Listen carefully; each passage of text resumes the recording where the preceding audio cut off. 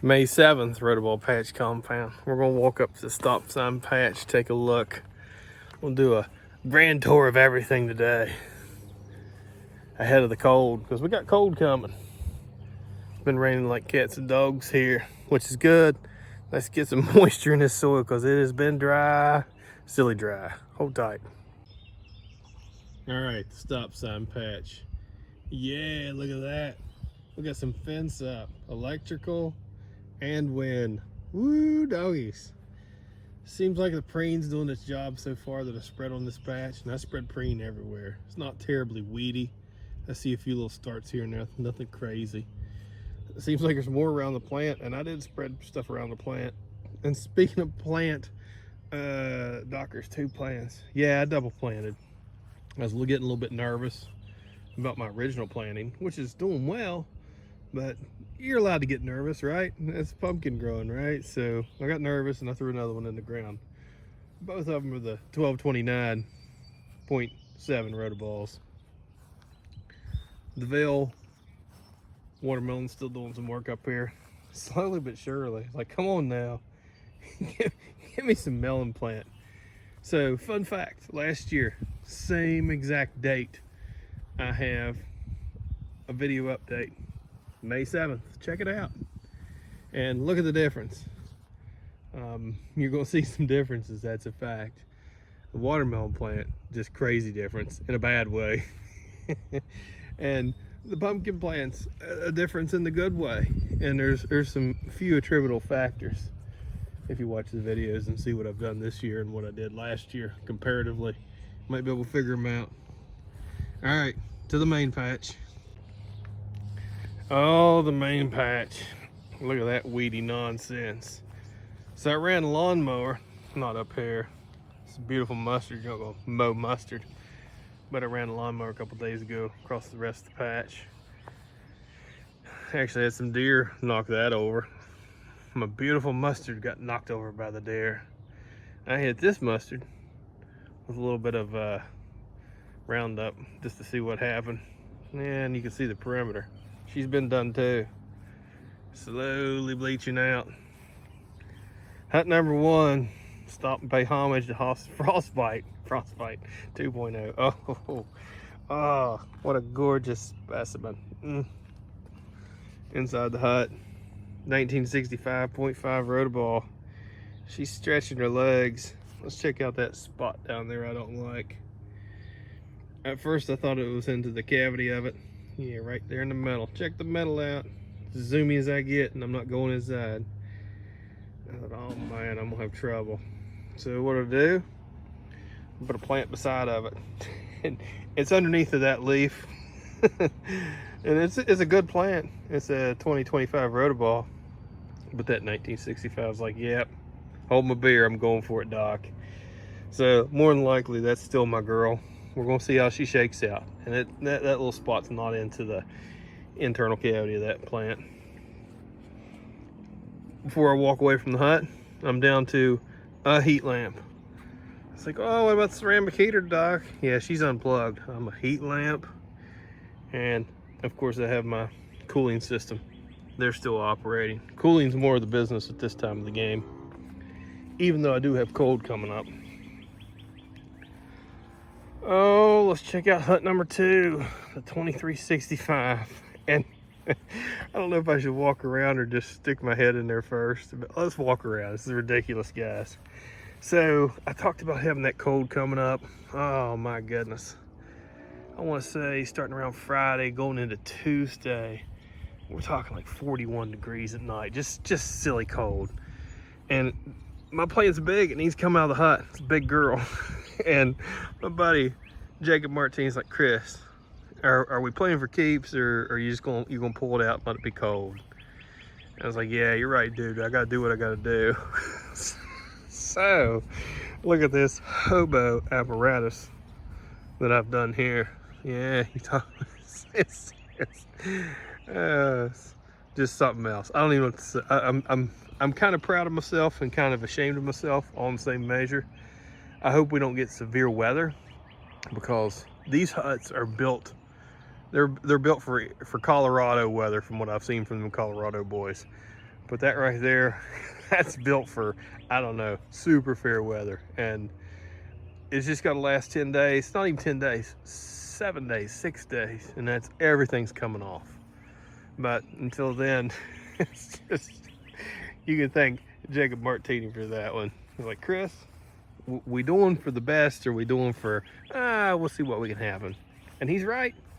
That's the reason you keep your friends close. All right, inside the hut. The reason I extended it, 2365. I mean, she's running for days. That leaf, all these leaves, it's a big plant. I might actually sneak in here, show this plant. Oh, one-armed duck. Oh, good luck, duck. Oh, yeah, got it.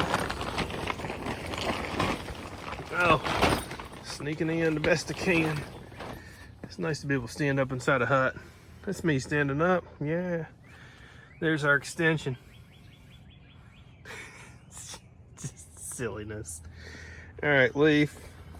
I don't know what I can put next to a leaf. Put a foot down below it. Put a foot right at it. She's a big girl. Yeah, it's no joke. Yeah, it's a nice plant. Putting off secondaries. Look at that. Yeah, growing on out there. Internodals probably early ons like you expect, but it evens out to about 12 inches or so, 10 to 12 inches, what I like to see. Throw a big plant. She's running good, collar's right, Mercy collar's right, and secondaries are there. This is the cardboard.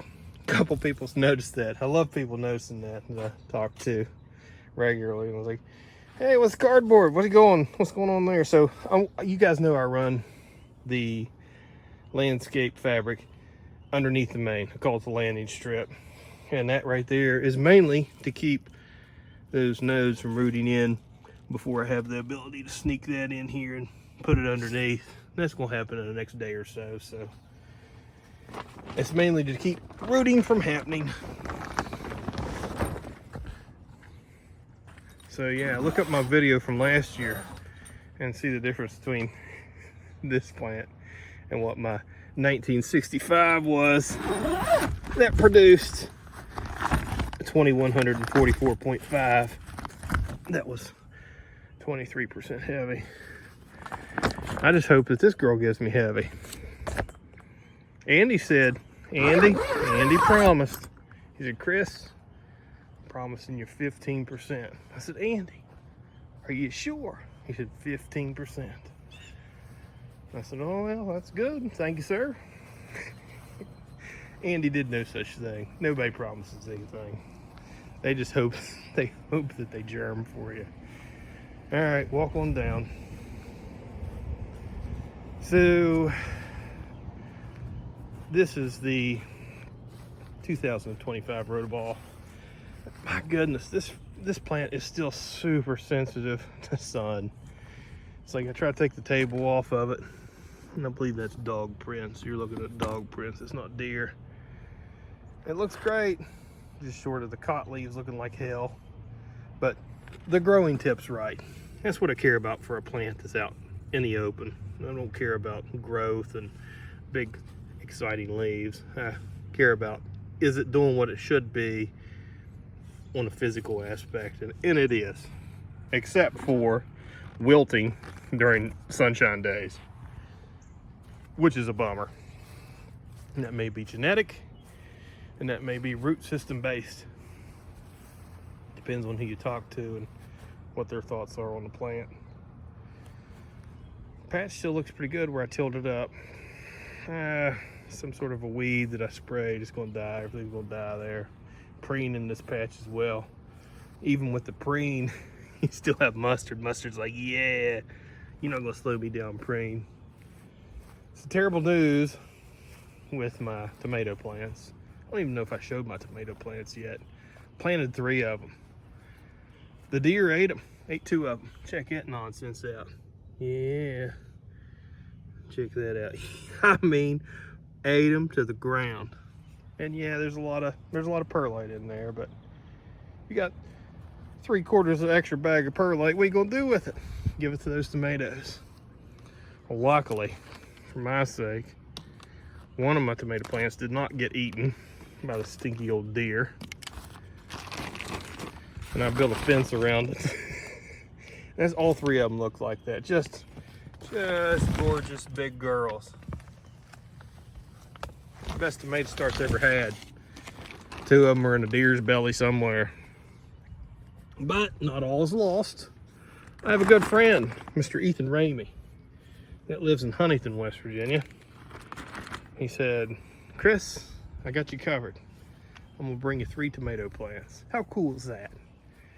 I've given away tons of plants since I started growing. Every year, tons of plants to growers, help them out. And I grow extra just for that. This is the first time I've ever ran into an instance where I needed the favor thrown back at me. And Ethan, I mean, he was more than happy and more than excited to go, yeah, I got you. And on top of that, he's like, what do you want, Doc? You know, I've got this, that, and this and that. And he just, this is a big long list. So these were all 655 rotoballs and a flopping cat. So I chose one more 655 to replace it. And I chose a 575 Ramey. And I'm gonna try to grow Mr. Ethan a big fruit off his tomato plant. If nothing else, I'm gonna grow a nice BLT off this tomato plant. Oh goodness.